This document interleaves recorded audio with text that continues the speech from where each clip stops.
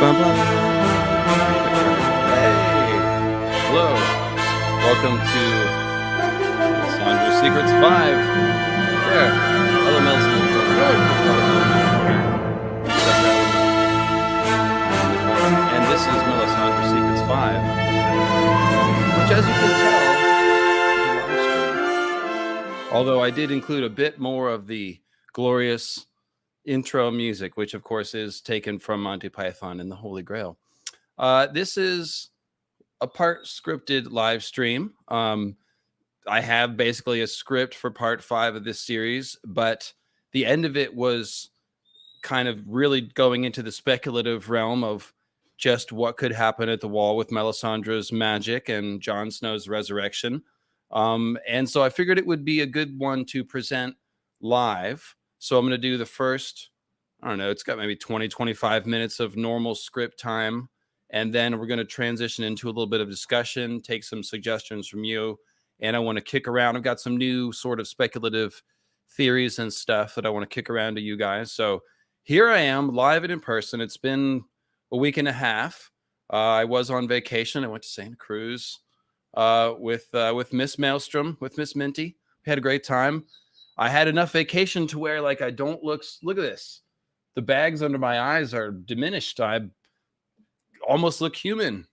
So yay, that's good. Of course, being self-employed, when I take a vacation, my income does dip a little bit. So any support you guys want to give me today, I would appreciate. PayPal.me, Mythical Astronomy, and of course the super chat function inside of YouTube. Make sure you're subscribed. You can use those two to show appreciation in the first part while I'm reading the script. And then, of course, like I said, we're going to transition into a discussion where you guys can pipe in with your questions. And, you know, actually the PayPal.me is really cool because it stores the questions right in my email and I can get to them when I'm ready. So if you have random ideas or questions that occur to you throughout the script, feel free to pipe them in. And I may not get to them until I'm done with the script, but you know, even the super chat, Minty will grab it and put it in the document, and then I will get to it when I'm done reading the script. So without further ado, here we are, Melisandre's Secrets 5. I hope you guys have been enjoying this series. I have been enjoying making it quite a bit. I love Melisandre. I love fire magic. I'm the dragon. Of course, I love fire magic. You know, I love Jon Snow. I love the whole fire white thing. I love Beric, all that stuff. Beric is one of my favorite symbolic characters in the story. So I've been, you know, I talk about these people a lot, but it was really fun to drill down and get more specific with all this stuff. And I really hope you guys enjoyed the deep dive on like Timit, son of Timit, and Mully, the red-headed Night's Watchman. Those scenes are a little in the weeds, but of course it's a little bit of a throwback to the classic mythical astronomy style, what we used to do. And before I even get into the script, in fact, I have another find about Mully that I will show you guys, showing some Jon Resurrection stuff. But first, let me say thank you to Dr. Notes. Just thanks for the content and quite welcome for the content. I love making it. So Mully, yeah, Mully has a scene where he is raising the winch cage while Jon is in it. And it sounds like the whites are raising. So let me see if I can just pull this up real quick. Got my tea steeping. Let's see. Yes. So check this out. There's a couple of quotes here. It says, where the stair had been only an immense tangle of charred wood and broken ice remained below the wall. The winch raised them up now, but the cage was only big enough for 10 men at a time, and it was already on its way up by the time Jon arrived. He would need to wait for its return.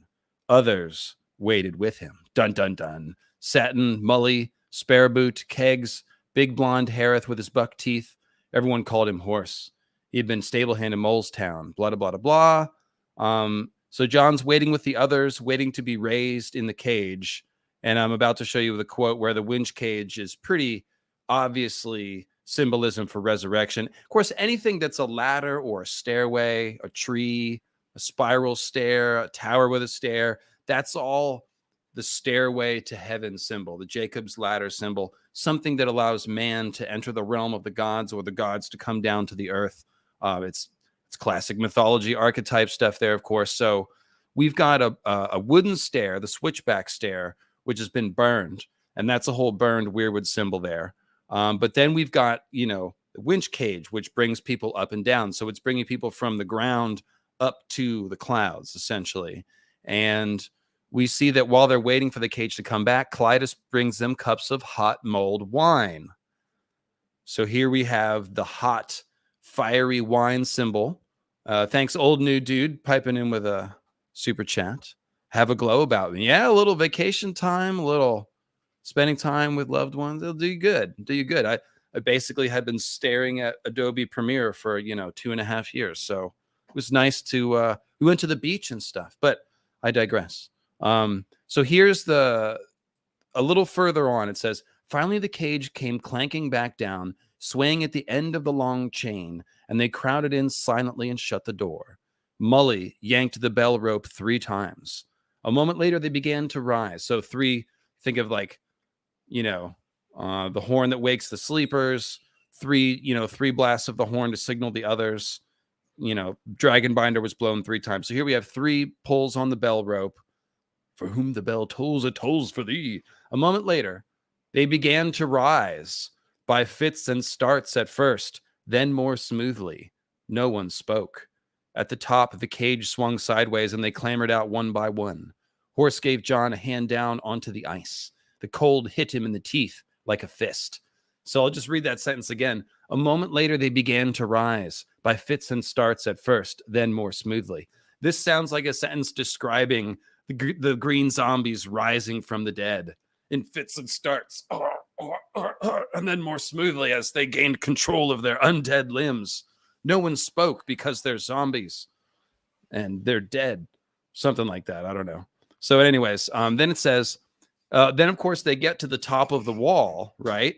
And the top of the wall is where they defend the wall. That's where Jon has the dream of defending the wall with a burning red sword and the burning Scarecrow brothers. So here's Mully raising them in fits and starts to the top of the wall. Then the cold hits him in the teeth like a fist. So these fire wights have been resurrected. They're ready to fight the others at the top of the wall. And it says a line of fire is burned along the top of the wall, contained in iron baskets on poles taller than a man. The cold knife. So that's cool. So the fires are contained in iron baskets. Well, the Night's Watchmen just rode to the top of the wall in an iron basket as they were symbolically resurrected and given the hot wine. So this is just a double symbol here. And that's why they're on poles taller than a man, is because those iron baskets were supposed to think about the people that we just saw. So then it says the cold knife, and of course, baskets on poles. The Scarecrow brothers are on poles as well. So then it says the cold knife of the wind stirred and swirled the flames, so the lurid orange light was always shifting. Bundles of quarrels, arrows, spears, and scorpion bolts stood ready on every hand. Rocks were piled 10 feet high. Big wooden barrels of pitch and lamp oil lined up beside them. Bowen Marsh had left Castle Black well supplied in everything save men. The wind was whipping at the black cloaks of the Scarecrow sentinels who stood along the ramparts, spears in hand. I hope it wasn't one of them who blew the horn, Jon said to Donal Noye when he limped up beside him. So this is pretty good. We got the Scarecrow sentinels at the top of the wall, and then they're talking about, well, what if the Scarecrow sentinels were the ones that blew the horn? The horn that wakes the sleepers, right? So the horns are specifically associated with waking sleepers, which could be the dead, obviously. And then it just furthermore just suggests the idea that these Scarecrow sentinels might be animated. They might be like blowing horns and, defending the wall and stuff. So there you go. That's one more Mully quote that I just didn't have. I did like 10 minutes of Mully. So I figured that was kind of a hit, should stop there or whatever. But, and special shout out to the fella whose cosplay I used for Mully. Let me just say his name real quick because it was good. That is Karen Surth, Carancerth. Karen Surth. I think he's on Instagram and social media and stuff. And he did a bunch of cool Night's Watch cosplays. I'll go ahead and share one of those real quick so you can see who I'm talking about. Really good Night's Watch cosplay. So I just want to give him his credit. Since I used his face, it's very personal. So that's Karen Surth on Instagram and other social media, our redheaded Night's Watchman who I used for Mully. Thank you, sir. Very good. All right, so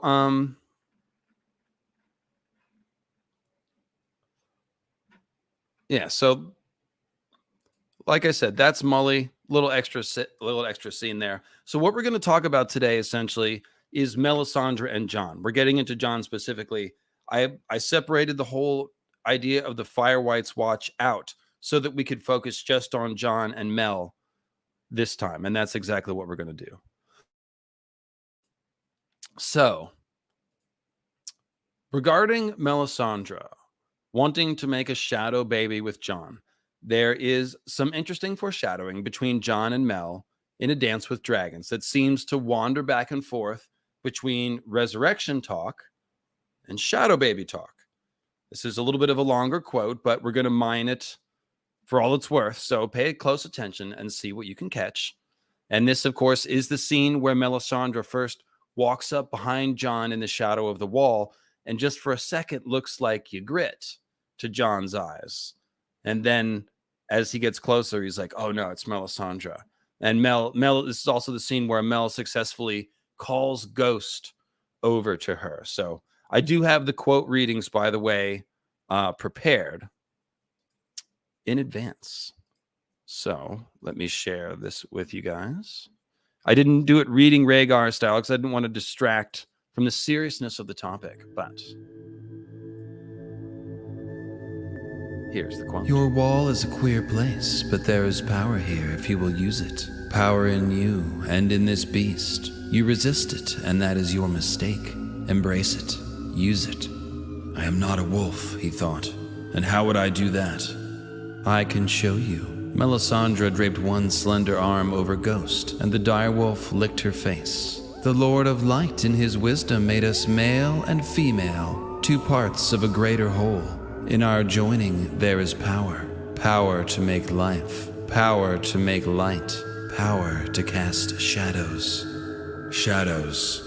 The world seemed darker when he said it. Every man who walks the earth casts a shadow on the world. Some are thin and weak, others long and dark. You should look behind you, Lord Snow. The moon has kissed you and etched your shadow upon the ice, 20 feet tall. Jon glanced over his shoulder. The shadow was there, just as she had said, etched in moonlight against the wall.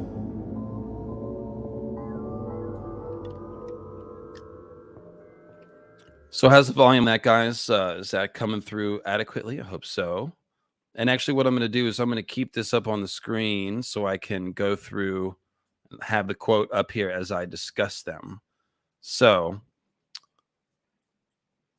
first of all, Melisandre is definitely proposing to make a shadow baby with Jon, right? When she talks about male and female being two parts of a greater whole, which can make life and light, or maybe monstrous shadows, perhaps 20 feet tall and ready to do battle, right? So this looks like foreshadowing here, if you'll pardon the shadow baby foreshadowing pun. Jon's shadow is being cast onto the wall, right, by a kiss from the moon. So we should probably think about a kiss and probably some sex magic from a moon pale woman like Melisandre to cast Jon's shadow. Just as Davos saw the shadow baby that was made from Stannis' life fires as having been cast by Stannis. So in other words, Mel makes an actual sex magic proposition to Jon, and then we see sex magic Jon's shadow baby symbolism to sort of just go along with it. And certainly Mel is thinking about shadow babies as she points out how long and dark Jon's shadow is. Insert your own insertion jokes there, right?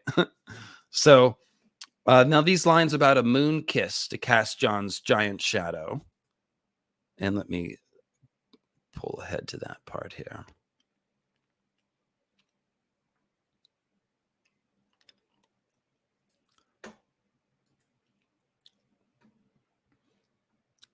So this line about a moon kiss to cast Jon's shadow would also seem to be referring to Jon's resurrection, where Jon will need the last kiss of Valor from Melisandre in order to become a shadow, meaning a fire wight, because all the wights are referred to as shadows, as we've discussed.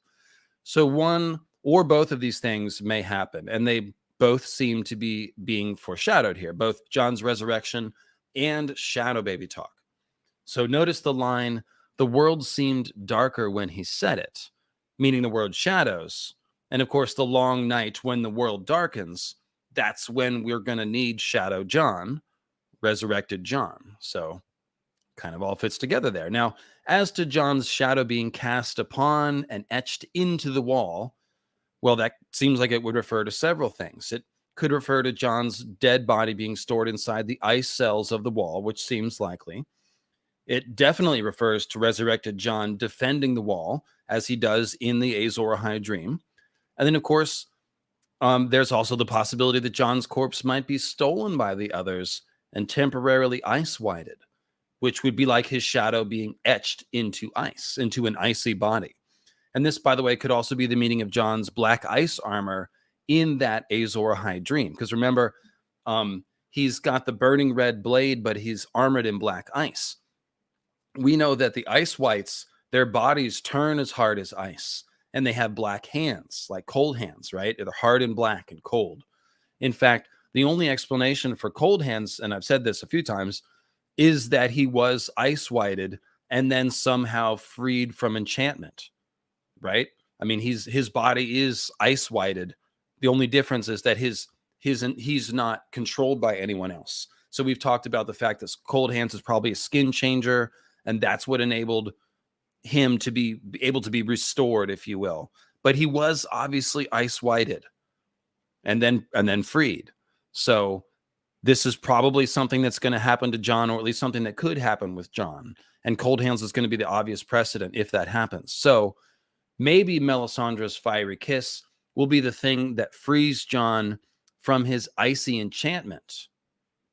And that maybe that would create a kind of ice and fire zombie. Maybe he retains the cold outside, but inside he's powered by R'hllor. So you have that whole ice and fire thing that obviously fits Jon, and it would sort of match the dream. Now, it could also be that the black ice armor is just a reference to Valyrian steel, because, of course, Ned's sword is called ice, and it is black ice. And Euron has Valyrian steel armor. So maybe way down the road, you know, Dany, Euron mix it up, and somehow Dany gives the armor to Jon, or Jon kills Euron and takes it from him. Who knows? Maybe he'll wear that armor. But the main thing I want to focus on is that the idea that, you know, in the show, the resurrection of, you know, Melisandre is involved in Jon's resurrection, but she doesn't really do much magic, seemingly. We know it's going to be more complicated in the books, but one way in which it could be more complicated is that the kiss could be the thing that frees Jon from ice whiting. So that would be pretty cool and also fairly dangerous. So another sense in which Jon's shadow could be etched into the ice of the wall is the fact that Melisandre will be using the magic of the wall as a fulcrum for whatever spells that she performs to cast Jon's shadow. That's kind of the whole point of her inner monologue about the wall amplifying magic that she might perform in its vicinity. She's excited at the thought of using this magical boost, if you will, at the first chance that she gets. And certainly she would use it during any potential Jon resurrection spell, right? So what's a little twisty here, guys, is Mel's segue. She starts by, and no, I don't mean like Melisandre on a segue. I mean, you know, she starts by encouraging Jon to embrace his skin changer magic. There's power in the wolf, right? And then offers to teach him how. I can show you how. But then when he asks her how, her answer immediately shifts to talk of sex magic and making shadow babies. So what's the deal there? I mean, I tend to agree that Jon does need to obviously embrace his skin changer ability, assuming he still has it when he's resurrected, which I think he will. But what's that got to do with making shadow babies? Well, it could simply be about Jon becoming more powerful and magical so that Melisandre can make a better shadow baby with him, because that does seem to be part of it, as we saw when Melisandre spoke of being able to make shadow babies with a man whose flames still burn hot and high. Man whose flames still burn hot and high, eh? You mean like Jon Targaryen of the Berserker Fury, a man who clearly has the Stark wolf blood as well as the fabled dragon blood of Valyria? Perhaps Jon's magical potency in this making a shadow baby context would increase if he were to more fully embrace his skin changer magic. That's kind of what I'm saying here. Now, Jon is dead, of course, but a man whose flames burn hot and high, that might be a good way to describe someone resurrected by fire magic, right? And here I will pull up our next quote reading. Executed by me in the past.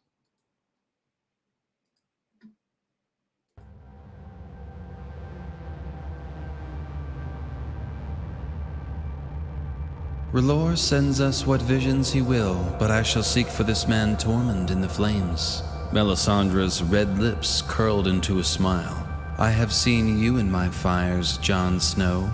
Is that a threat, my lady? Do you mean to burn me too? You mistake my meaning. She gave him a searching look. I fear that I make you uneasy, Lord Snow. Jon did not deny it. The wall is no place for a woman.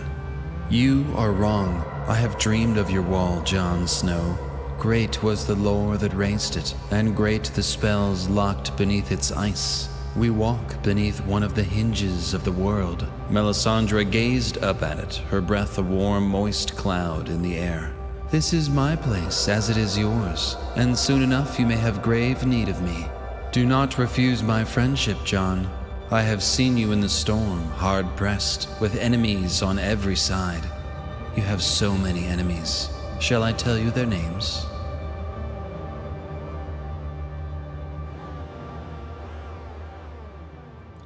All right. So, Jon does, of course, have grave need of Melisandre since he's dead. And I do think that's an intentional sort of foreshadowing there, either by the author and or Melisandre herself. And Jon is going to probably need her to burn him in the sense that he'll need Melisandre to give his corpse the last kiss of R'hllor to fill him with holy resurrection fire and bring him back from the dead. Now, it's not just a matter of raising Jon's corpse with the last kiss, of course, because unlike Beric, Jon is a skin changer. And that's what I mean about Jon's resurrection being more complex than Beric's. Jon's spirit, as we know, will have started its second life in his aptly named wolf, Ghost, and may not actually come back to his corpse when it's resurrected. His spirit might stay stuck in his wolf. So if Jon's spirit has begun to merge with Ghost's wolf spirit, as begins to happen with Second Life, then someone, like Melisandre, may need to actually drive a combined Jon Ghost spirit out of the wolf so that it can be bound to Jon's resurrected body. And this will probably also require fire. And I'm always sad to say this, of course. We've already seen Melisandre use fire to drive a skin changer out of their animal with Orell and his eagle. And that may well be the only way to get the combined Jon Ghost man-wolf spirit out of the wolf body. Now, what's up? What do you want? What do you want? I'm going to put you over here. So if we go back to the quote that we read a minute ago at the beginning and back up a little bit to the part where Melisandre calls Ghost over to her, we can see basically a crap ton of foreshadowing. This is a really great one, so get ready.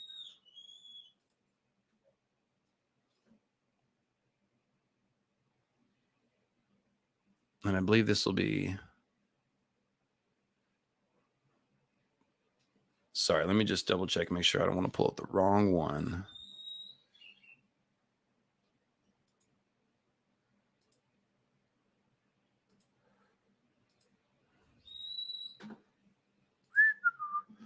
Share a video. It's going to be this one.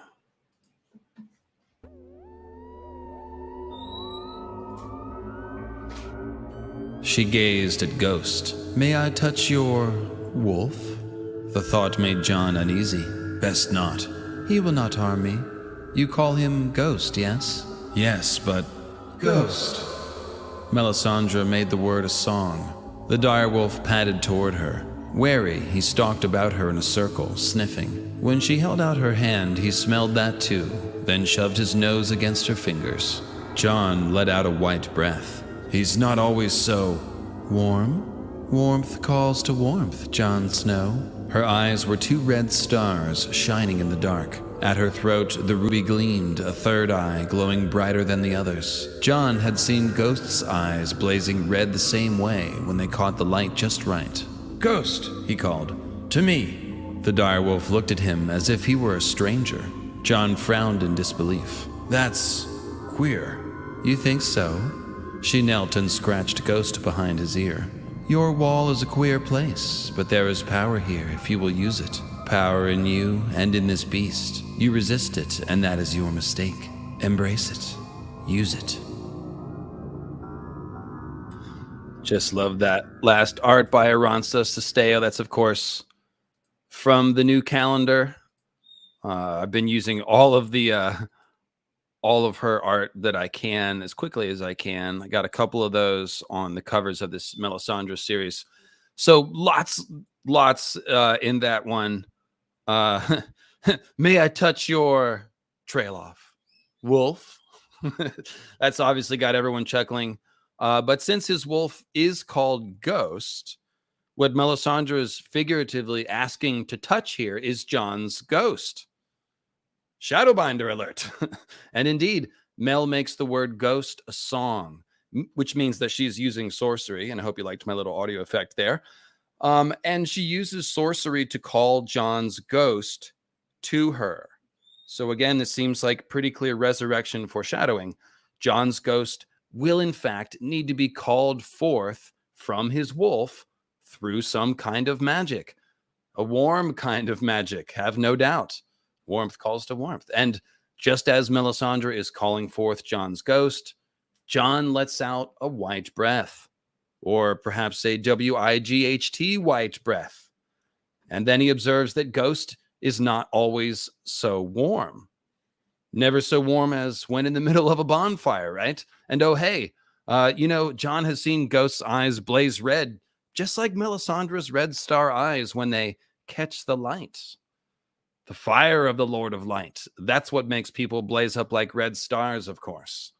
Warmth calls to warmth, she says, but Melisandre's warmth comes from R'hllor's fire. And that's what Melisandre will be calling Ghost to, a R'hllorist bonfire.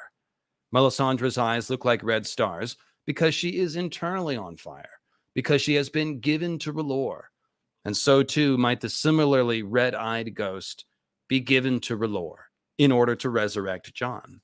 And when Jon lives on inside, when Ghost lives on inside resurrected Jon, I suspect that Jon may have those same red star eyes, of course, which would make him a worthy opponent of the blue star-eyed others. So, to sum up, red-eyed Ghost may be burned with magical fire, but it's only so that Jon can become a magical, fiery, red-eyed Ghost. So it's kind of been foreshadowed this whole time, in other words, from the moment Jon names his wolf to this scene, which is so very pregnant with foreshadowing. And yes, that's a pregnant with shadow baby foreshadowing joke, of course. Of course. Now, look, every time I talk about this, people get sad. I realize that. I want to emphasize that the flesh is only meat, right? It's just a meat sack. And that Ghost's wolf spirit will simply be swapping meat sacks and becoming part of resurrected Jon. Because after all, Jon's going to be cranky and undead. So he'll need his wolf for company. And he'll have his wolf for company right there inside his body. And guys, there's really no way around this. Jon's Mithras parallels are inescapable, as I've discussed before. And an oft-depicted scene in Roman Mithraeums is called a tauroctony. And in it, Mithras famously slays his companion, which is the white bull, in order to be reborn. And that's why George nicknames Gerald Hightower the White Bull and then kills him at Jon's birth. And also why George has given Jon a white animal for a companion, just like Mithras, who will inevitably have to die for Jon to be reborn I'm sorry, I don't make the rules. Ghost is Jon's second life, like in the video game sense. But again, both spirits will merge and share Jon's body, so we don't need to be overly sad. Please don't unsubscribe. Now, of course, I also had mentioned in the last live stream that I think it's very possible that the dead wolf body may also get fire whited. Like, why not? If we're filling dead things with R'hllorist fire, might as well fill Ghost with fire, and then you'd have fire white Jon and fire white Ghost. Maybe their consciousness can control both at the same time, or something cool like that. I really do think that the ultimate badassery available here is Jon fire whited with fire white Ghost at his side. So that's what I'm pulling for now. Yeah, don't shoot the messenger, exactly. And I've been using this one Dark Souls artwork lately to sort of represent what this might be like, and I will share it right now. It's by Stephen Kakai K. And here we go. Share screen. Right here. So this is more like a fire other with a fire wolf, but it's pretty cool to imagine Jon, the flaming sword, kind of looks like black Valyrian armor. I assume he'll have a face and not just a fiery, like, circle or whatever, but yeah, it's pretty cool. And why not throw some armor on the direwolves? We're definitely going to need some dragon armor. But I digress. So back to the matter at hand. Take note of Ghost looking at Jon like a stranger here, because, of course, the stranger is the death god of the faith of the seven, of their pantheon. And Jon's face, not Jon, I'm sorry, the face of the stranger is often depicted by a black shadow, or even a black shadow with two stars for eyes. So Jon has abundant stranger and Lord of Death symbolism, of course, such as the skulls that Melisandre always sees around him in her visions, or when Jon thinks that he would be a stranger in black if he ever left the wall. Jon is being named the stranger here right after Mel has called his ghost to her, and right after Jon lets out his white breath. So that's just when Jon would be becoming undead. That's when he would become the stranger, the instrument of death, brought to life, if you will. And this is also right before Melisandre proposes making a shadow baby with Jon. So perhaps the sequence will be similar when Jon is raised. Melisandre calls Jon's ghost back from death and from his wolf. His fires will burn bright and hot with R'hllor's fire, and then sex magic with undead stranger Jon to make a shadow baby the likes of which nobody has ever seen. The stranger reborn, savior of the world. Or is Jon himself the shadow baby, essentially, called forth from his ghost wolf and bound to his fiery corpse? A sort of burning shadow wolf man. And here we go for the next quote.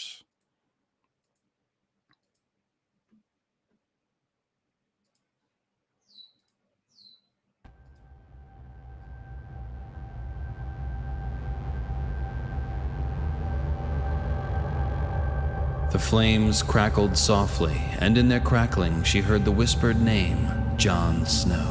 His long face floated before her, limned in tongues of red and orange, appearing and disappearing again, a shadow half seen behind a fluttering curtain. Now he was a man, now a wolf, now a man again. But the skulls were here as well. The skulls were all around him.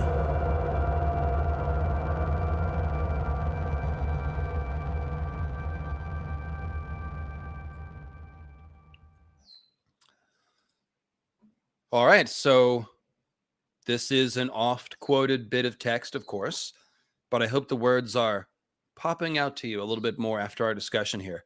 Jon is a shadow half seen behind a curtain of flame, and his long face is limned in tongues of fire.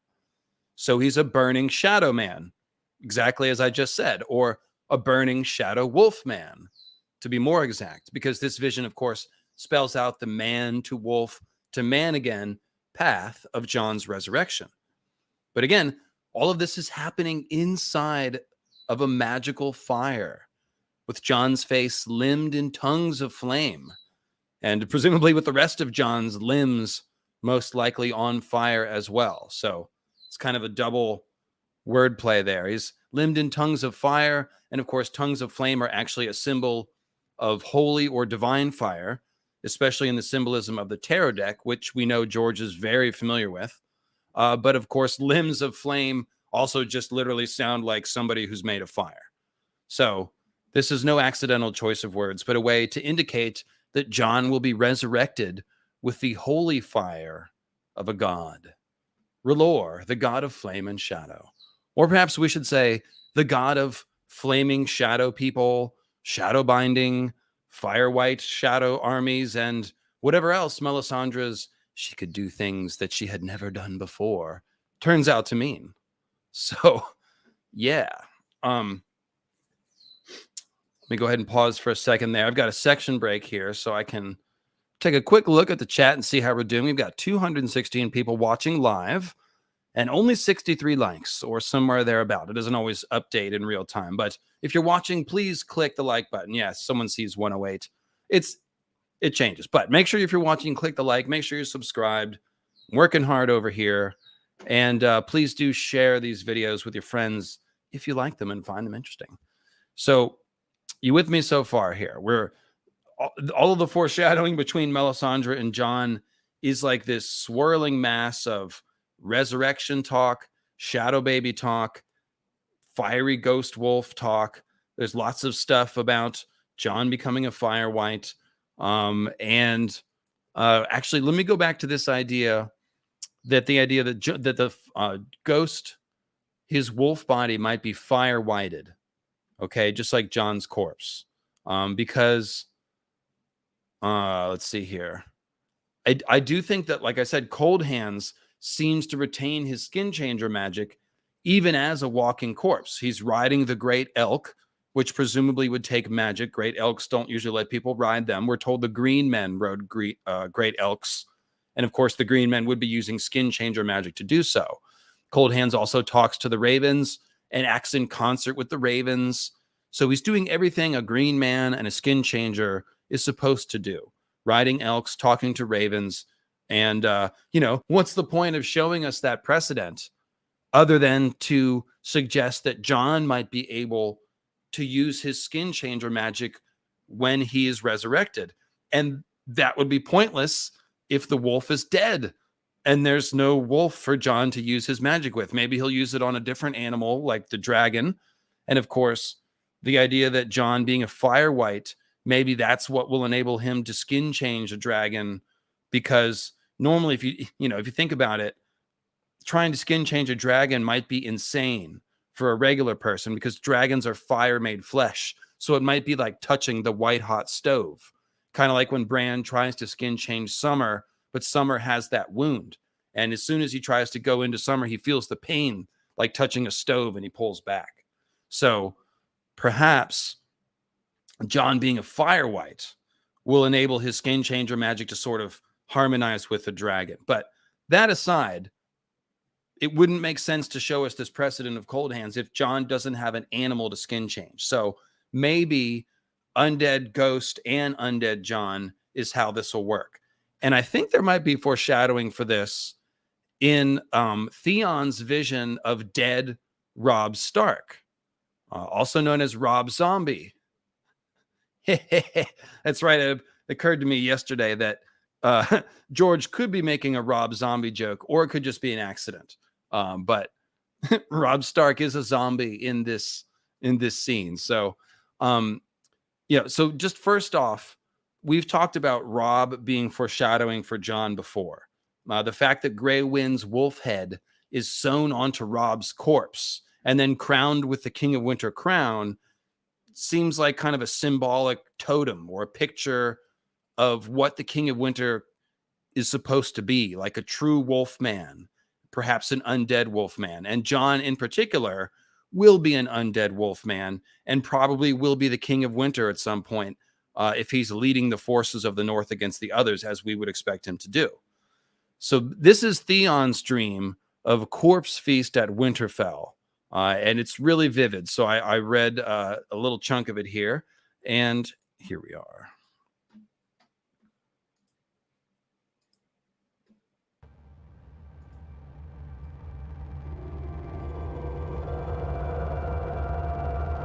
King Robert sat with his guts spilling out on the table from the great gash in his belly, and Lord Eddard was headless beside him.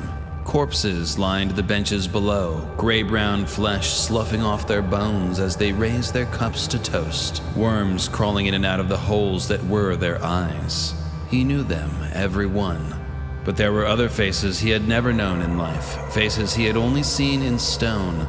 The slim, sad girl who wore a crown of pale blue roses and a white gown spattered with gore could only be Lyanna.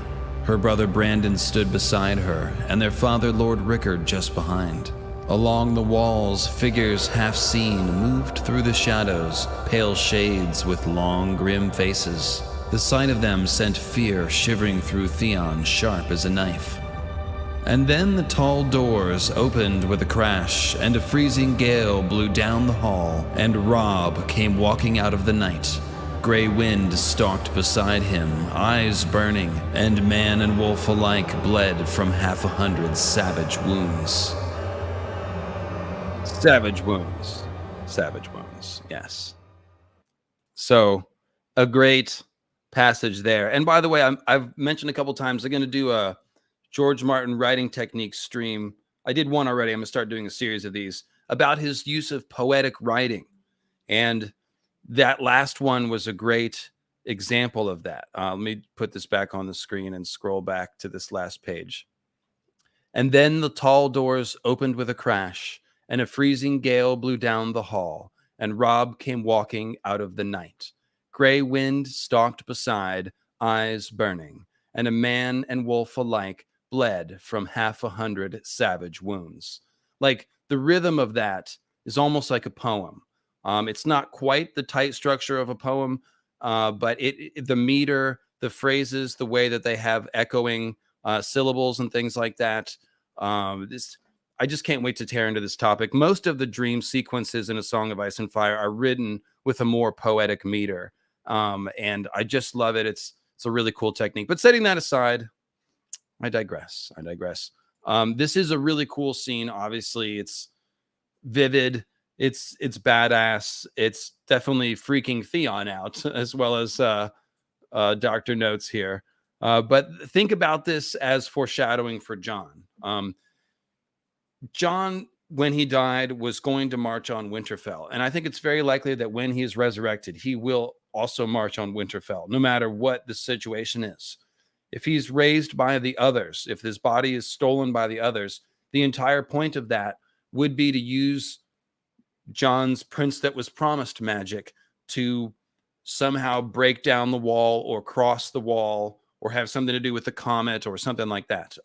The point of Jon becoming otherized would be to turn him into a leader of the others, to lead their invasion. He would be the new Night King for a time. So they would be invading Westeros and marching to Winterfell with Jon at the front of the others' army until he can be saved, which could happen at Winterfell. He might be otherized for like a good portion of the Winds of Winter. And wouldn't that freak everybody out? So that is one possibility.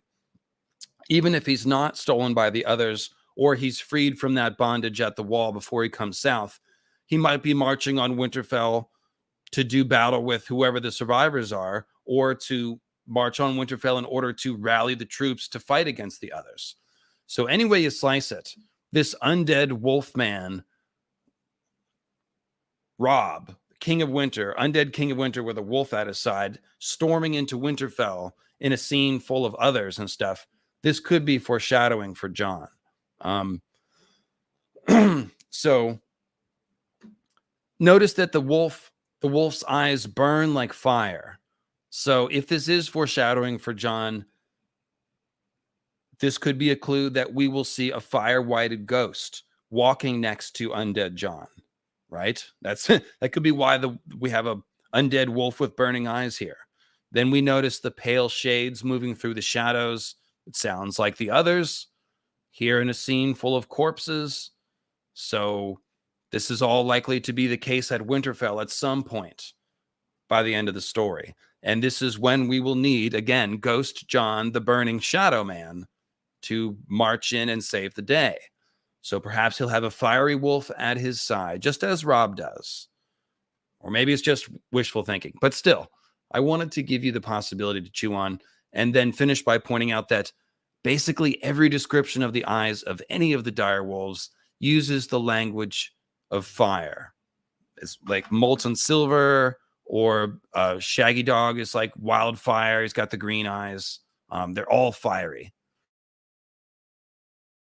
Also, Robb's Grey Wind is like silver smoke.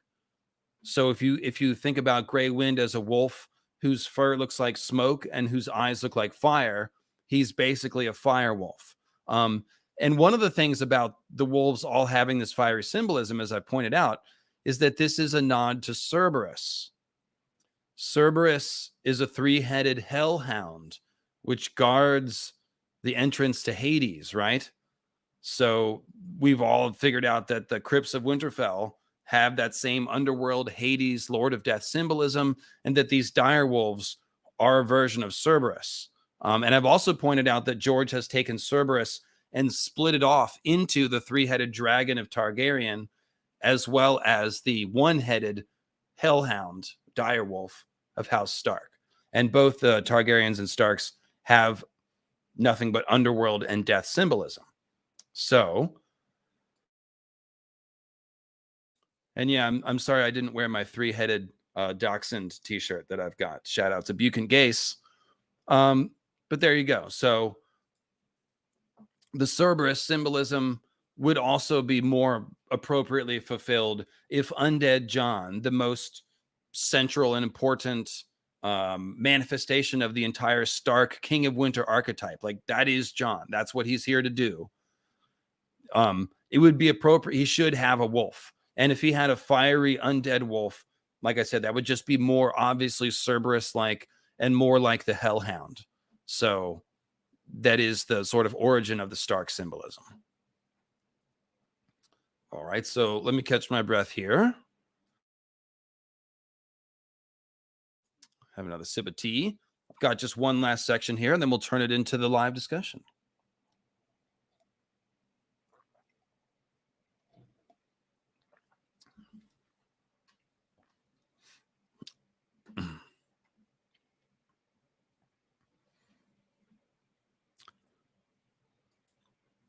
So, guys, here's my best guess as to how this foreshadowing having to do with Jon, Melisandre, resurrection, and shadow babies will manifest. Actually, let me pop in a lozenge. All right. So the last kiss is almost certainly going to be needed to raise Jon's corpse, or perhaps even to free it from the ice magic enchantment of the others, as I mentioned. Fire will be needed to burn out the potentially combined man-wolf spirit from Ghost's wolf body, and then some sort of shadow binding magic will be needed to make sure that Jon's ghost ends up back in his own body, fired up and ready for action.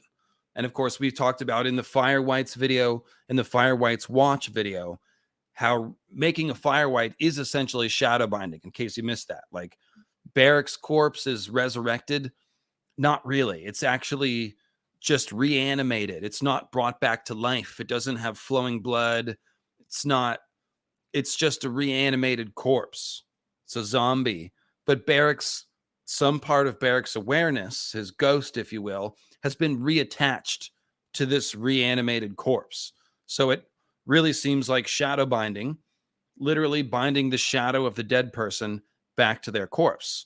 So that's why I've been saying resurrected Jon will be a shadow in every sense, and creating him will be an act of shadow binding.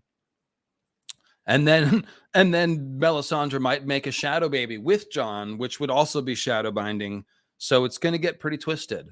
So, like I said, Melisandre, after Jon is resurrected, she might have sex with him. We've been wondering about this, right? Mostly in the context of, well, if Jon's resurrected, will he have flowing blood and vital processes? Can he have a romance with Dany? A sexual romance. Maybe they can have a romance that's not sexual, but Jon's going to be undead, and that could be thorny, right? Who here has dated a zombie? Raise your hand. I'm not sure if that's weird, but so what we could see actually is Jon and Melisandre having a really weird kind of sex magic here. And hopefully this is going to happen after Jon's awake and conscious, but Quinn pointed out that maybe this will be more like an Osiris, Isis type of thing, where the sex magic is part of the resurrection. And if you know about Isis and Osiris, then you know what I'm talking about here. Osiris was cut into 13 parts. Isis could find everything but the penis. That was the 13th part. So she used, what was it in place of a penis? I think it was an obelisk or something in place of it, and then copulated with him to create Horus, who is very much like the Jesus, or the sort of the chosen one character. Horus is the new, he sort of takes over for, Osiris becomes a lord of the dead, and Horus becomes a new sun god, essentially. So, yeah, we could see something like that. And we'll have to take our hat off to George if he has the guts to write that scene, right? And again, hat tip to Quinn for that twisted idea. Quinn's ideas, everyone. Yeah, check out, of course, his YouTube channel. Most of you have probably seen Dune.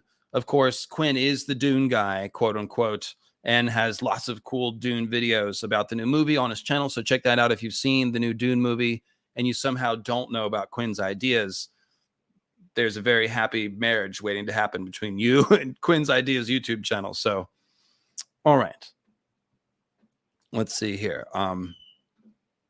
So it seems like Melisandre's transformation into a full-blown fire entity has to have payoff as well. And I'm just now remembering that I saw a super chat go by from Drew. Drew Thompson. What if the Stark direwolves are representation of the wolves of Finbarra, the hunt the undead for escaping Tecton? So I don't know that story. And the last part of your sentence there, I'm not understanding the lingo you're using. So maybe clarify that one, Drew, but I don't know the story. So you're going to have to explain a little bit what you're talking about. Okay, cool. I will check that in the doc. I'm told he has a second one.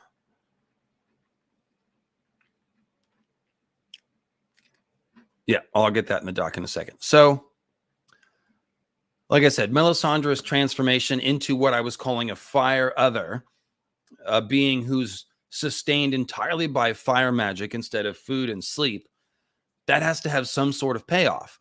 Because as I pointed out, it seems to be a gradual process where she's almost there.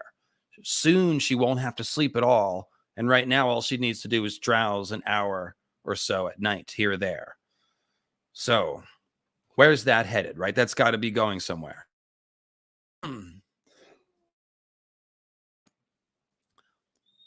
So one way this could happen is if Melisandre were to walk into a pyre at some point near the end of the story.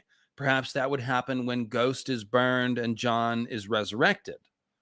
This could be a kind of Obi-Wan Kenobi scene, if you will, where Mel continues to help Jon as a fire spirit, a fiery ghost, if you will, to advise another fiery ghost.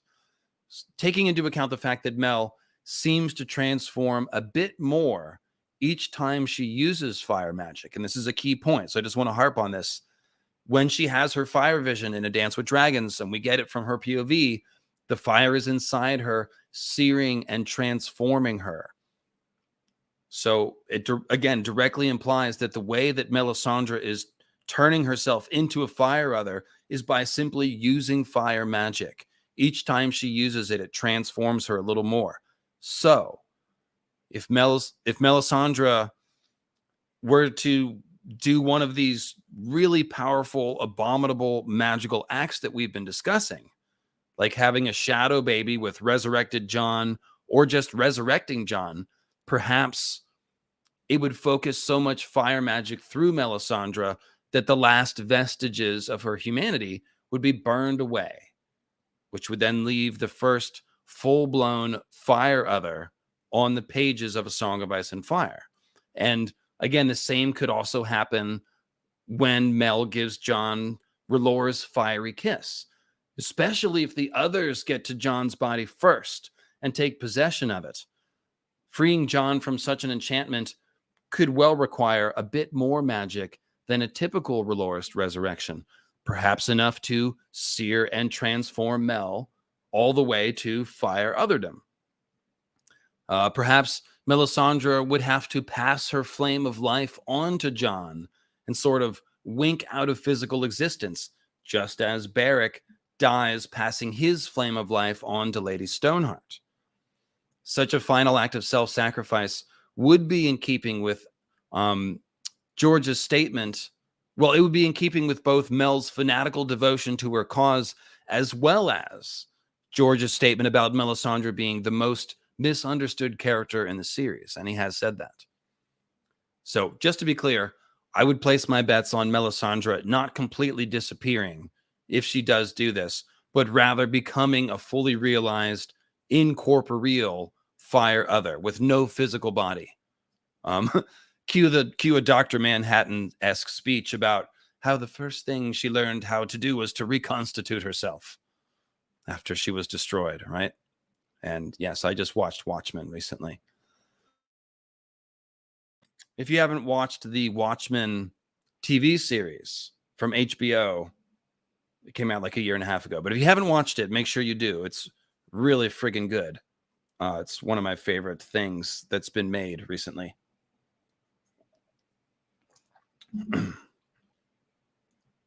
And here's the obligatory, I don't know how to change names, wandering into the stream late and asking if it's the Trugon stream. Very good. Thanks, Drew Thompson. I see your clarification. I will check that out in a second. So the next question becomes, what can Melisandre do if she becomes a completely fire-based entity? Can she spawn shadow babies at will? Could she travel at super speeds or make herself substantial and insubstantial at will, as it is implied the others can? Let me stop and clarify this one. Tormund describes the others as a mist, and we're told that the others don't break the surface of the snow when they walk on it. So the others are partially insubstantial, and it could be that they can make themselves substantial and then turn back into a mist at will. So perhaps Melisandre will be able to do the same thing, where she can sort of materialize and dematerialize. Who knows? Once she's left her physical body behind, she's definitely going to be able to do something along those lines, I would think. Else, what's the point? Will Melisandre be able to slay others with a touch? Could she perhaps light the swords of the Night's Watch on fire, kind of like the TV show version of Melisandre did with the Dothraki Aurochs? It's one of the cooler parts of the Long Night episode, The Short Night. When Melisandre lights those Dothraki Aurochs on fire, it was pretty like, yeah, it was a pretty kick-ass moment, you know. Definitely conjured that spirit of what it's going to be like. Because at that point, you've lost all hope almost. And then you see all the swords take fire. And you're like, yeah, maybe. It's still really dumb to lead a cavalry charge against zombies. But that part did make sense. So perhaps Mel will be able to light swords on fire. Perhaps being a fire other would make it easier for Mel to perform the many last kiss resurrections that would be needed to raise a small army of fiery watchmen.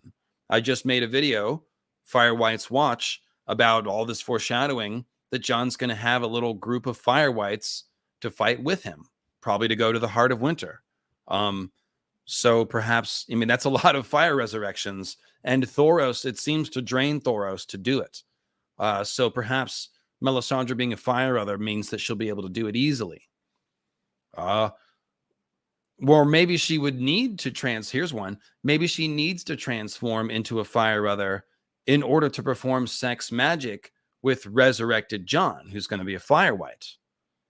And definitely leave your comments below letting me know what you think, because I mean, this really could go a lot of directions here. I'm trying to, again, give you guys possibilities, try to get you to think about where this could be going, because George doesn't do something for no reason. Like, he's gone to all this length to show us that fire whites exist, that they can light their swords on fire, that Azor Ahai can raise the dead, supposedly, that he is a warrior of fire, that Melisandre's turning into a fire other, Melisandre showing up at the wall along with Jon. Like, where is all this headed?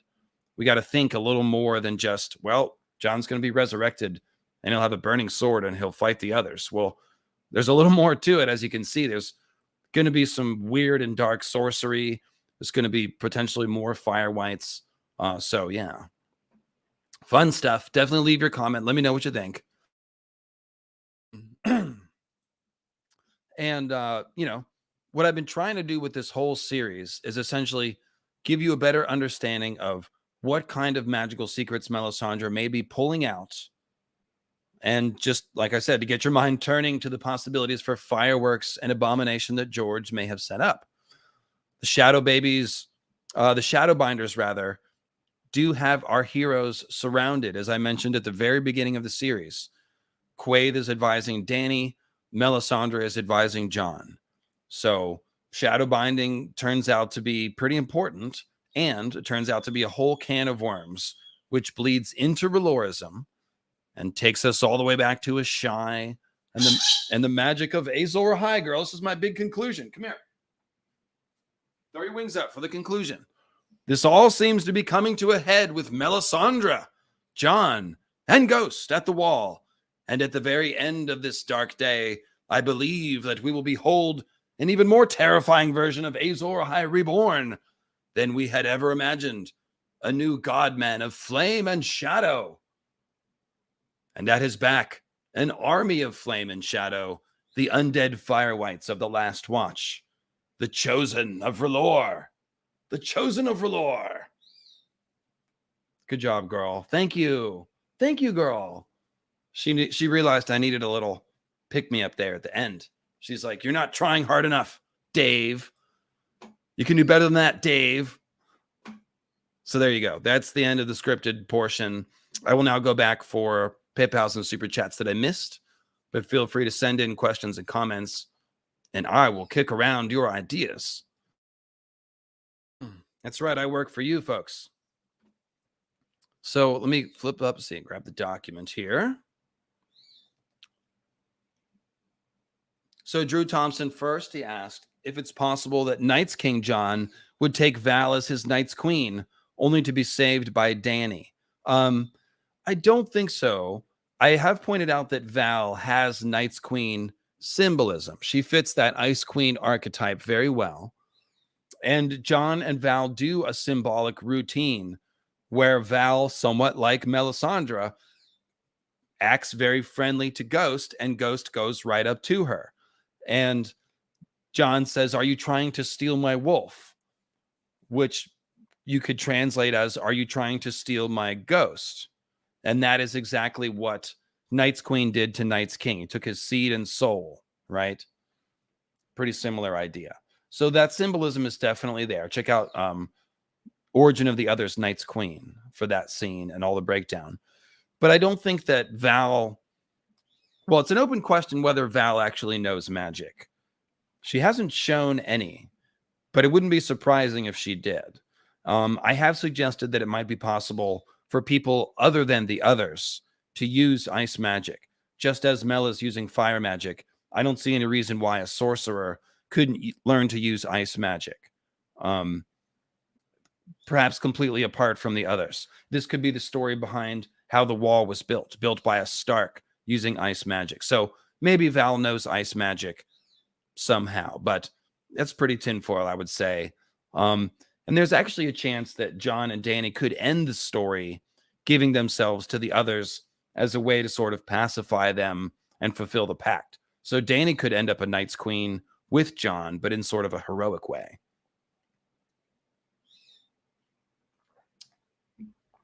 Now, as to the wolves of Finbarra, Drew has clarified with another PayPal or super chat. Thanks, buddy. Let me close this.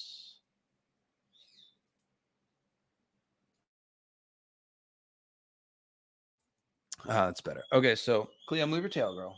I can't see. Drew said that Finbarra is the king of the Aishi in a Christianization of the story of Lug. And Tech Dune is what the Celts are called their purgatory before reincarnation. His hounds are the Q Sith, and I'm probably saying that wrong. Let's see here. I would need to read up on that. But I know that we know that George is mining all of that mythology pretty hard, especially for the others and the Children of the Forest. So, okay, so these wolves hunt down the undead for escaping purgatory, is what you're saying. That's kind of like, there's a couple ideas like that. Like the Starks will hunt down anybody who tries to escape the wall. And anybody on the wall or at Winterfell will try to hunt down the dead who escaped from the north. So yeah, that does seem like it's pretty similar. And maybe one of the reasons why George was using all that wolf symbolism for the Starks in the north. Let's see, Michael James with a thank you, in case I didn't shout that one out. Okay, let me pull up the PayPals here. I saw at least one come in.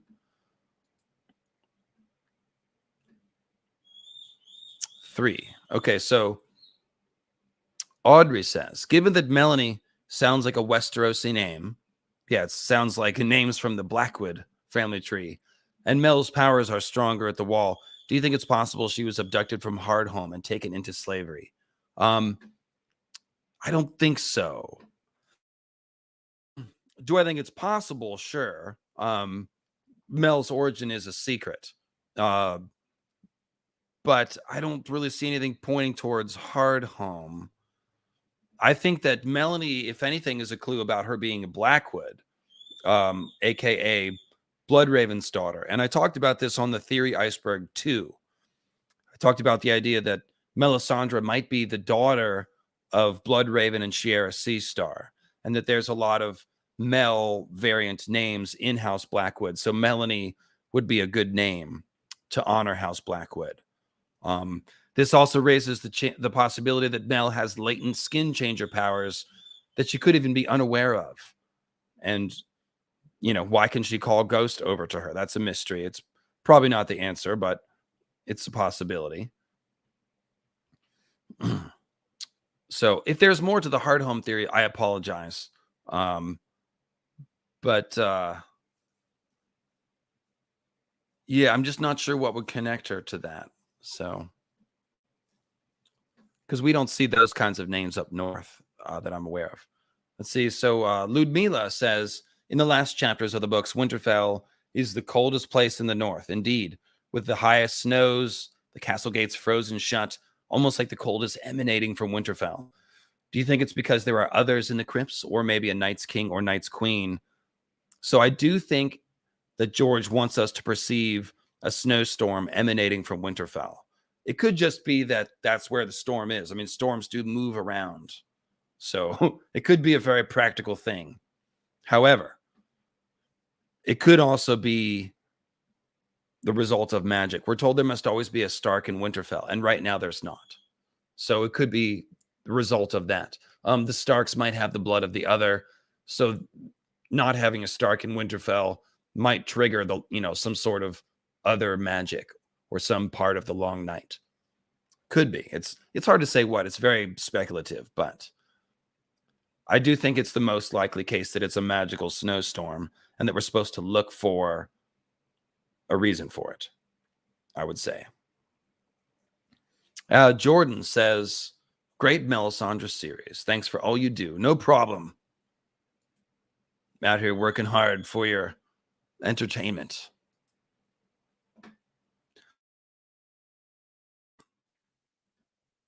All right. So, like I said, guys, open sesh now. Any questions you have? If you've been trying to get one through on the chat and I haven't seen it, now's the time.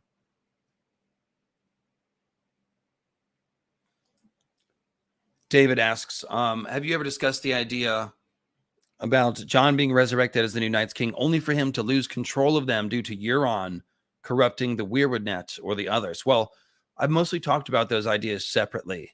In the A New Night's King video, I talked about how Euron and Jon are the two people that could lead the others, obviously under different circumstances. Euron would be intending to probably, whereas Jon's body would be stolen. Euron could also get body snatched. We've talked about that as well by like the Great Other or Azor Ahai, his spirit, which could be inside the Weirwood Net. But I haven't thought about Jon possessing them and then Euron stealing the others from him. I'm not sure how that's all going to interact. So that's a bit down the line. But Jon and Euron do definitely have to fight at some point so they can do the Daemon Aemond One-Eye thing over the God's Eye. That seems like it has to be repeated somehow. So we'll see.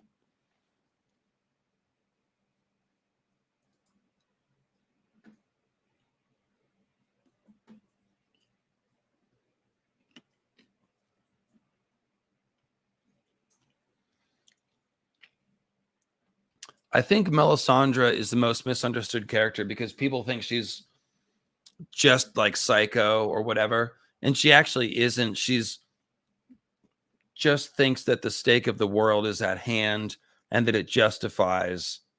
the ends justify the means, essentially. So if we have to kill innocent people to do magic in order to save all the rest of the lives on the earth, well, we can count those sacrificed people as noble sacrifices that were needed to save the world.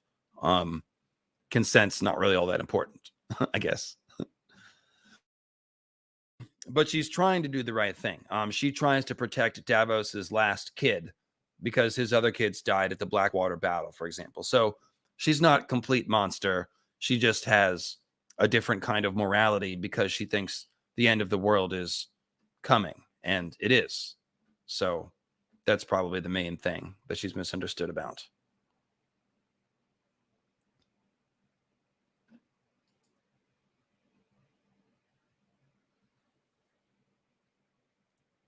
One other thing that I wanted to discuss, and let me go back. I think I missed a super chat before. Yeah, Desmond.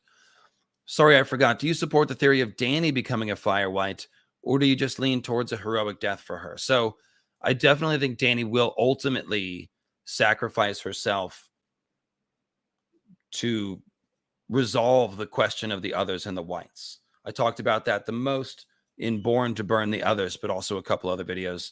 I do think the chances are that Dany could be resurrected before then. It would kind of make sense. I mean, if Jon's going to be resurrected, Dany could be too. They don't have to be exactly the same, but maybe Jon's a Fire White with a burning sword and Dany is, the Dragon Lord with dragons, and that's their match. But it does seem like Dany could be resurrected. There are fire priests in Volantis. There's Mokoro headed to Slaver's Bay. So there's definitely plenty of chances for Dany to get fire whited. And we don't know. It's an open question if when someone becomes a fire white, how much inner monologue they retain and if George will continue to give us POVs. Because I don't think George wants to stop giving us Dany and Jon POVs. So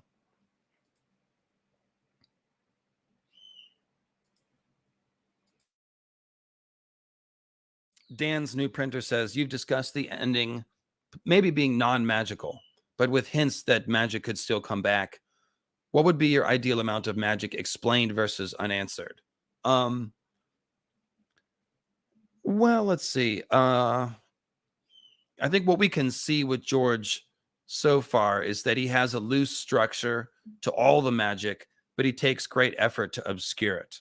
So I think that, for example, I think that we'll see something about falling stars in a Bran vision before the new long night is caused by a return of the comet, because George likes to step up the foreshadowing and give us something kind of increasingly obvious as we approach the event. And obviously there's been a lot of foreshadowing, or not foreshadowing, but rear shadowing, clues about the original night being caused, long night being caused by meteor strikes. But the whole point of telling us that the first one was caused by meteor strikes is so that we can anticipate the new long night being caused by a comet or meteor event. So I think the most clear foreshadowing of that would be basically a Bran vision, fiery dragons falling from the sky. So there'll be some amount that is explained, but just enough. So another example would be a shy. George has said originally he was planning for Dany to physically go to a shy, and then he changed his mind. I think that physically going to a shy would reveal too much of the mystery. So instead, we should expect Dany to use a glass candle that Marwyn the mage is bringing her to sort of visit a shy or probe its secrets a little bit more. That way it'll be foggy and mysterious still, but George can give us the information that he needs to advance the story. And that's basically what he's trying to do. He's not really trying to get us to spend too much time diving into his magic system, but rather he's making the magic serve the plot and the story, I would say.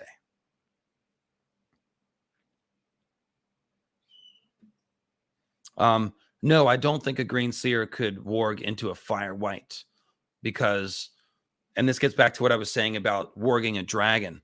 I doubt that skin changers could skin change a dragon simply because they are fire made flesh. But if a skin changer were to become fire made flesh, like a fire white, maybe they could do it. But Jon shouldn't really need to skin change a dragon, though, to be honest. He's a Targaryen, so he should just be able to hop on.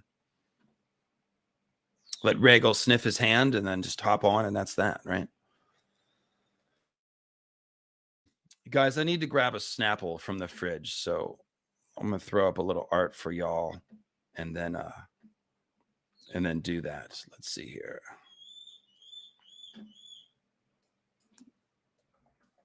I have a Mel John meme I could put up. Yeah, sure.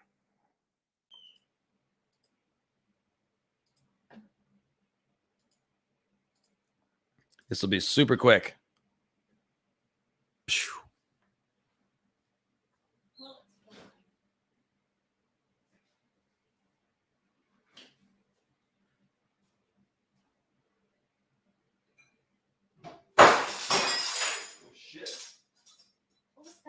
That's just a glass. I didn't mute it either, so I totally just broke a glass live on YouTube. Oh, shit happens, guys. That's what happens when you pull a glass out of the cupboard in a hurry. Yeah, it was actually the one remaining wine glass from a set of 4 wine glasses from Quinn's house that's steadily broken one by one. I tried to move 2 to the new house. One of them broke in the move. So I had this one wine glass just hanging out, doing nothing, waiting to break on a live stream, I guess is what I was doing.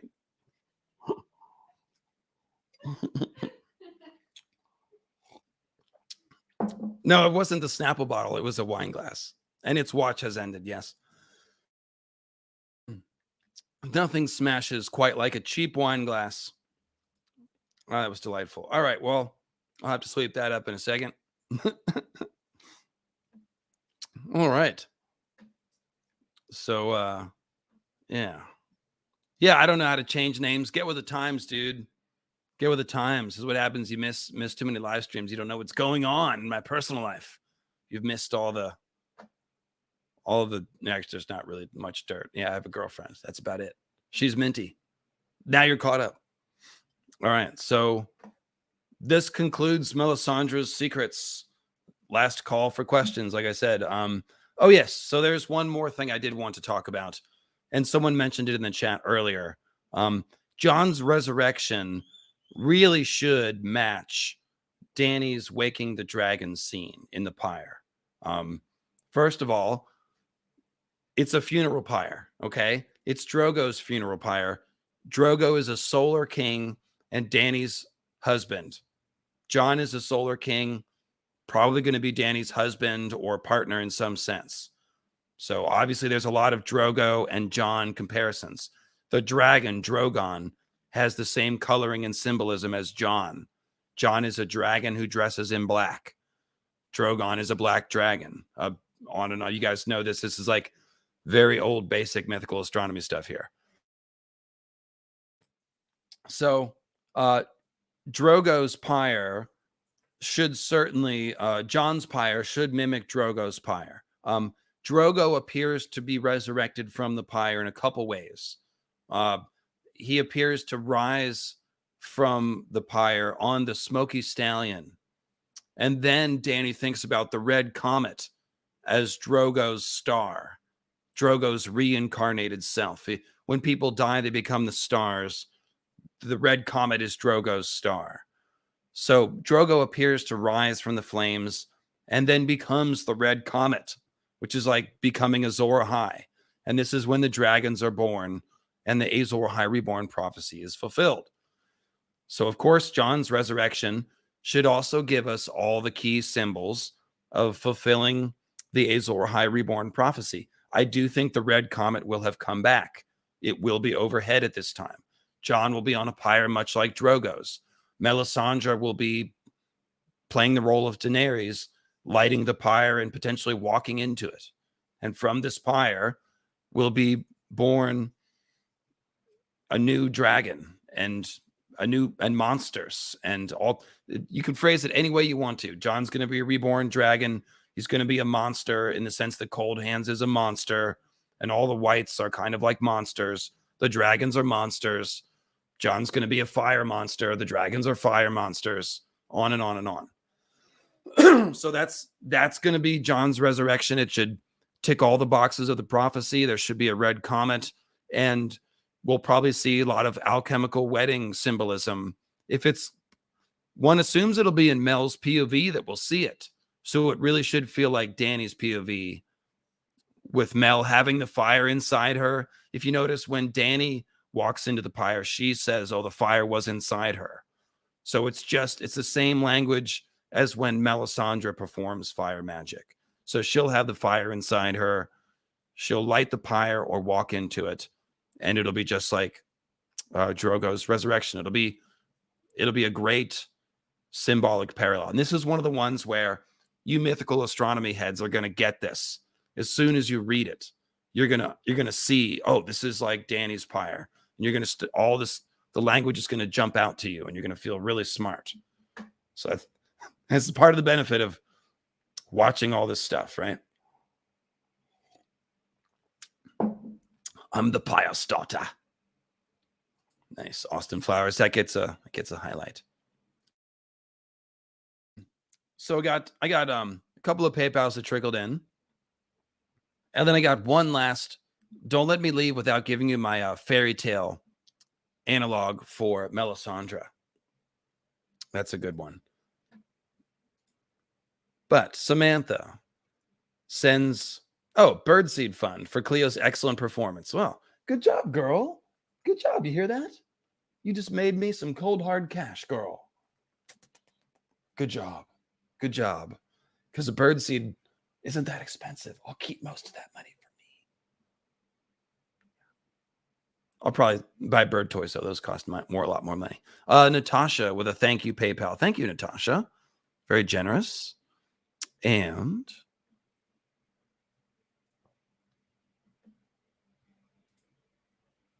okay. So and the other one was here it is from Melinda, aka Shadow Demon, thinking about Craster being Aemon's son or a Blood of the Dragon person.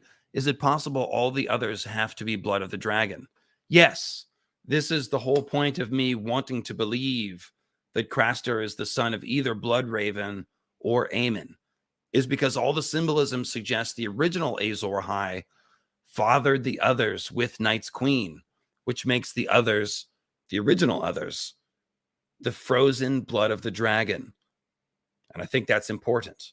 So if Craster is also blood of the dragon, that would be cool. That would match. And it would mean that the others are all blood of the dragon. Although it could be other people besides Craster doing the sacrifices as well. So yeah, but you got the right idea. That is why I want to believe in that theory. that's why we're all the language about the others, having burning star eyes and nothing burns like the cold and all that stuff. It makes them kind of like ice dragons.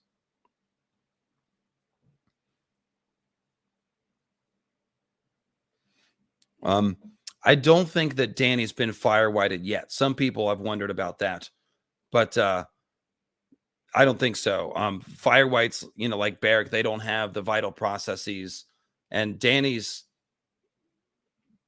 having sex with people and eating food and living a pretty normal life. So I think we'd know if she were fire whited. I think she would notice too.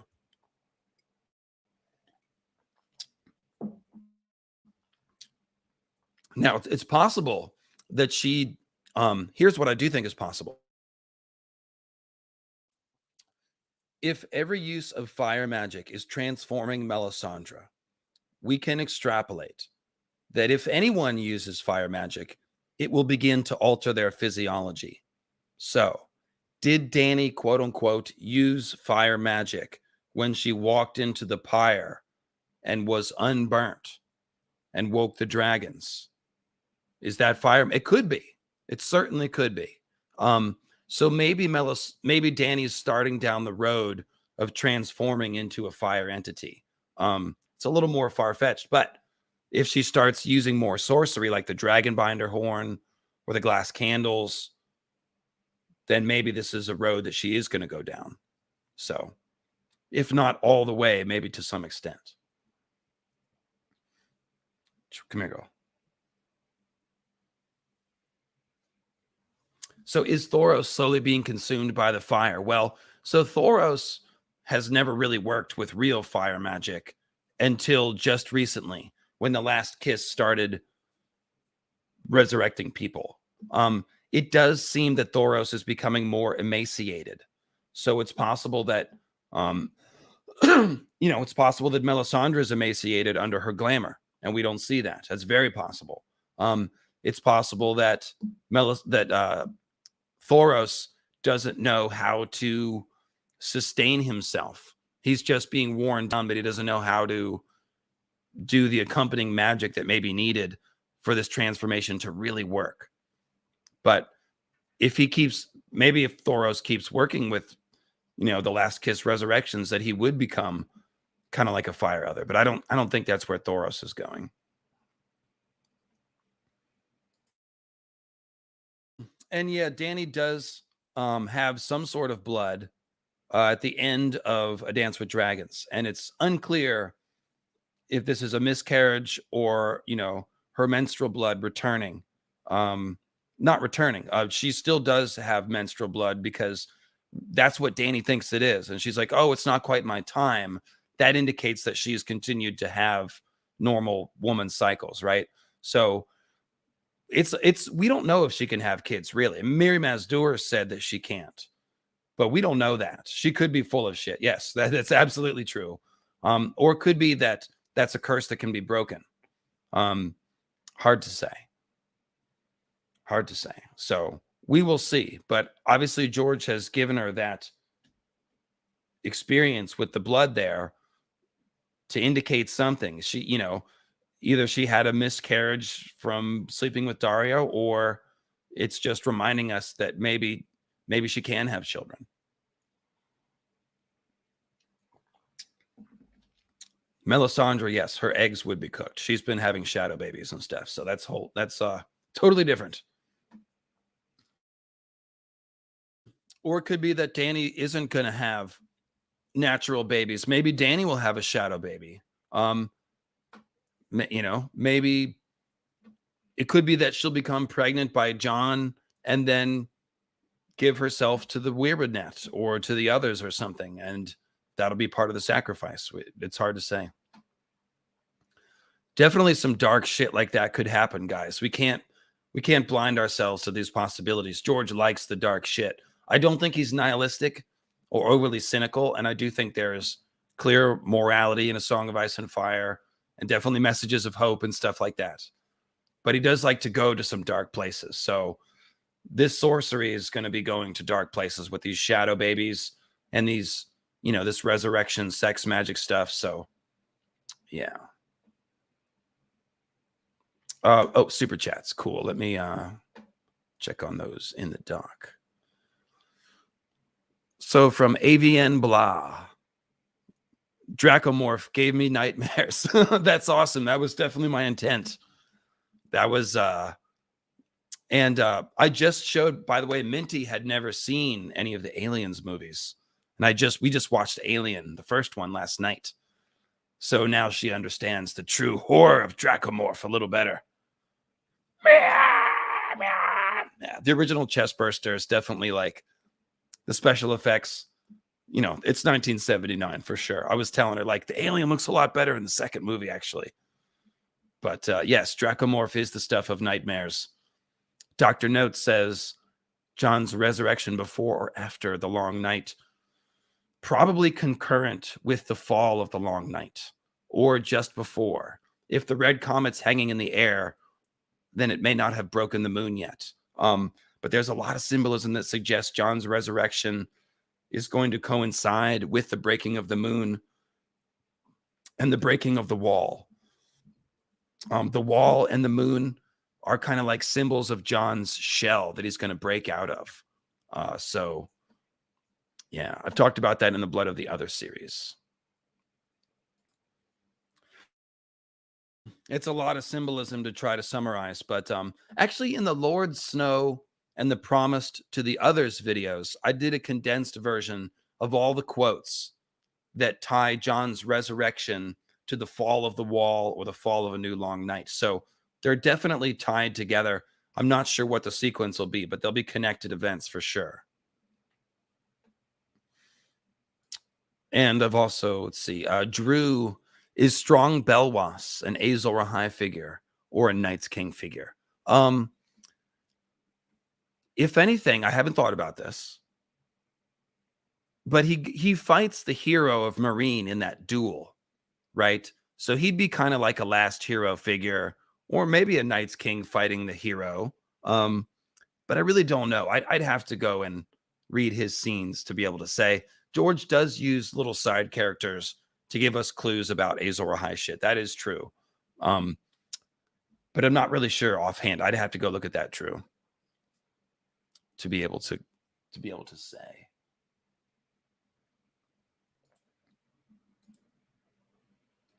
Okay, so check this out. And this is a shout out to Elisa Patience and her YouTube channel, which focuses on the folklore, fairy tale correlations to A Song of Ice and Fire. Melisandre's Little Red Riding Hood, kind of. I'll just let that sink in. Little Red Riding Hood gets eaten by a wolf. And then a woodsman comes along and chops open the wolf. And Little Red Riding Hood escapes. In some versions, the wolf's body is weighted down with stones and sunk. In some versions, the grandmother also hides inside the wolf or is eaten by the wolf and then pops out. But the point is, the roles are just shuffled around. So in Little Red Riding Hood, Red is eaten by the wolf, and the woodsman frees her by cutting open the wolf. Well, in this story, it's the woodsman, Jon, who's eaten by the wolf, and Little Red Riding Hood who's going to cut him out and rescue him from the wolf, to free him from the wolf, if you will. So that's pretty cool. The grandmother also, the wolf disguises himself as the grandmother, and Melisandre herself is a grandmother in disguise, right? So she's kind of Red and the grandmother. Let's see. And I'm not sure how the stones would play into it. Lady Stoneheart is a fire white. She has a stone heart. I'm not sure if Jon will have that symbolism somehow. But, you know, there it is. So I threw that at Elisa this morning. So maybe she'll take it further and figure out where that goes. Could just be a clever little nod. But once I was looking at Melisandre in a red hood and thinking about her and the wolf, I'm like, wait a minute. It's Little Red Riding Hood. So pretty good stuff. Pretty good stuff. she's kind of a wolf too, in that she's a predator. Sure, she does consume people in the fire. Yeah, I guess you could say that as well. So there you go, guys. That's I think that'll do it for today. Thanks for coming by. Thanks for liking the video. Thanks for leaving a comment. Please leave a comment on your way out of the stream. That really helps the video get off to a good start, getting recommended by YouTube and stuff. Click like, and please leave a comment. Let me know what you think. And I do have thoughts on Wheel of Time. I watched the first 3 episodes and thought it was good enough to talk about. Had some good things, some things to critique. I think it could be in a shape to become a good series, as opposed to sort of a mixed bag. I may do a stream to talk about it, and I may talk about sort of the Lord of the Rings, Game of Thrones comparisons or something like that. But I'll be streaming more the rest of this month, basically, is what I'm trying to say, because I did take like a week and a half off. So I'll see you probably on Wednesday or Friday with another stream. Make sure you're subscribed with the notification bell set to all so you never miss a video or a stream. And I will see you again soon. Happy Sunday.